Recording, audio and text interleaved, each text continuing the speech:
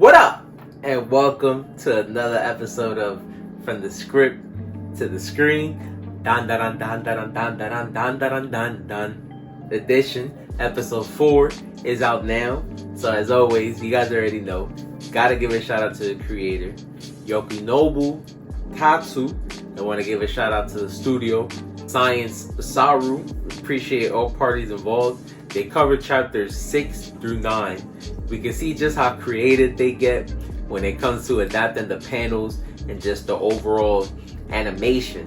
When it comes to showing Ayase and Ken's powers, so I enjoyed the episode. We see that they officially take on Turbo Granny, and just like they've been leading on, Turbo Granny is stronger than what they thought. She's a spirit that's been around for a long time, and just like her grandma said, has been hunted for a long time, so she's not to be taken lightly. And so the plan was to lead her out of her territory so that she'd be weakened and they'd be able to take her on. So I thought it was a pretty funny episode as well, because Turbo Granny didn't really care about what they wanted to do. She made up her own rules, even though she made it seem like she was going to go along with their rules. But they were able to outsmart her in a way and finally get the upper hand in the fight. Even though they were on the run throughout most of the episode, one thing that Ayase's grandma did tell her was that as a spirit, and just as an older person in general, she would have a lot of pride. And so she'd be able to taunt her, keep poking at what she felt so highly about, and that's what ended up working. So I'll say definitely my favorite panel of the week.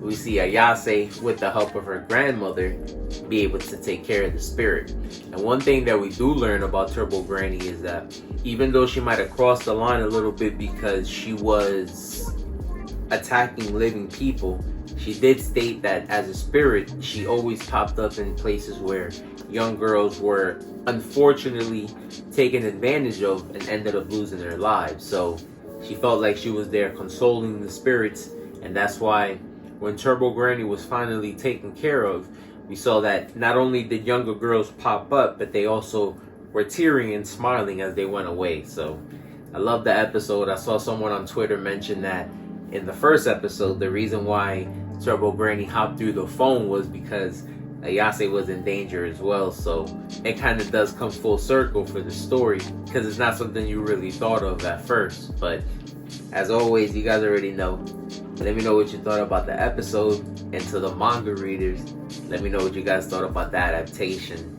Till next time, peace.